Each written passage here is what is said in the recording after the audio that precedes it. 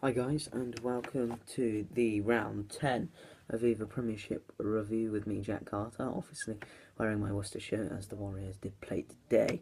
I won't start with the Worcester result, and it wasn't a good one, once again. We'll start on Friday night with the Northampton Saints, who played the London Wasps. That was a very good game. The Wasps, sorry, they won 24-11 there.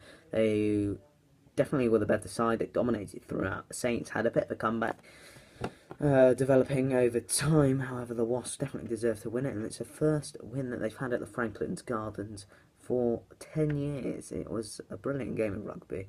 The Wasps dominated, as I say. They definitely were the better side throughout. They just deserved to win. The Saints were poor. We'll move on. Sale Sharks, they played London Irish, obviously.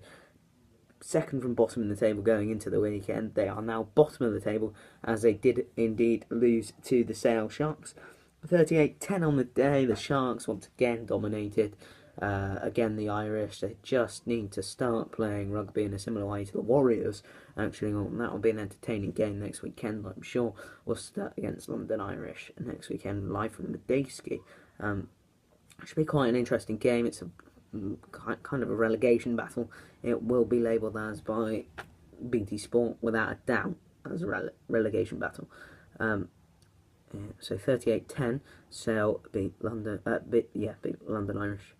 Gloucester, they definitely had a bit of unfortunate circumstances come the end of the game, as they lost the game 19-18 to the Leicester Tigers. They dominated throughout the entire game, and it was actually a try right at the end that caused the defeat for them. It was Lugavu Mulapolo who scored the try, and it was indeed a very good try. Apologise for this light in the corner. It was requested, but it is quite irritating actually. There we go. It's better. It's not shining on me so brightly now. We move on. Saracens played Bath, and Bath were winning 13-0 at half-time in that game. They went on to lose the game, like 19-13 to the Saracens. Bath dominated the first half. It was just the second half.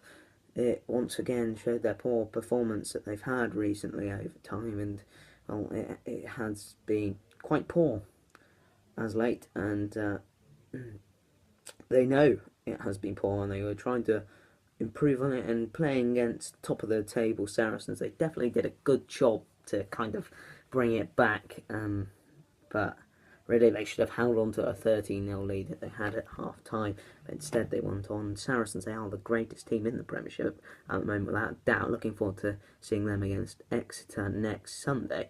I'll come on to the Exeter game in a minute. Yeah, so Saracens won there 19 points to 13. Saracens definitely dominated in the second half, and it was a great comeback, so fair play to them. They deserve to be top of the table still. We move on then. Worcester faced Exeter today, and as you can tell, it was today because I'm wearing the Worcester shirt after all. I'm surprised I didn't take it off, to be honest, because the display in the first half was absolutely brilliant from both sides. Really ill discipline from the Exeter Chiefs, especially at scrum time. The Warriors definitely dominated in that area today, which was kind of surprising for me. I didn't anticipate that to occur, but there you go, it did. It ended Worcester 15, Exeter 30. The scoreline in the end doesn't really reflect the effort from the Worcester Warriors. First half, it was 12 apiece. Tom Heathcote definitely had a good game with the boot. He missed one in the entire game. However, positionally and tactically, kicking out of hand, it was atrocious from Tom Heathcote today, as well as the kicking for the corner, a very often missed touch. And yes, there is quite strenuous wins at Six Ways, but it doesn't really matter. You've got to find touch. You play there on a week-to-week basis. You train there. You've got to be able to kick to the touchline. Exeter just pulled away in the second half. Thomas Waldron doing as he does well. Scoring tries off the back of mauls, of course. Worcester didn't score today, but they definitely came close with a lovely pass from Tom Heathcote out to the wing, but Cooper Vuna couldn't quite gather. It would have been a good try, but it wasn't to be. once again for the Warriors. That's their 11th loss in a row, and they have London Irish next week. So if there's any time to turn that stat around, it is indeed next week. I don't know whether they will or not, but they... Now, really, the next fixture is the highlight of the weekend, to be honest. Newcastle Falcons faced Harlequins at Kingston Park. It was a very close, very scrappy game as usual. Quins pulled away 19 points to 10 at one point, just after half time. 2 tries, one before half time, one after half time. But it was the Newcastle Falcons who ended up getting victory 26-19 in the end. Andy Goo coming out of retirement, going into the Newcastle Falcons side, and he kicked them back into the game. He bought his kicking boots. As Martin Bayfield said on BT Sport, he can still kick the goals. He just can't wear the shirt that he used to. He does kind of have to have prop size now, but I'm sure he wouldn't prove that comment. But there you go.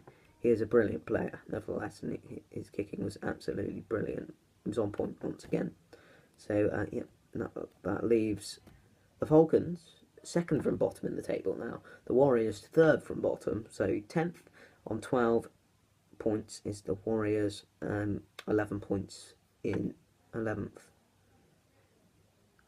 is Newcastle, and then last in the table is London Irish. I think they're on 8 points, pretty sure of that, and then of course Saracens and Exeter remain in the top 2, with Leicester Tigers breathing down the throats of the of the Saracens. So yeah, we're going to have another entertaining game of rugby next weekend.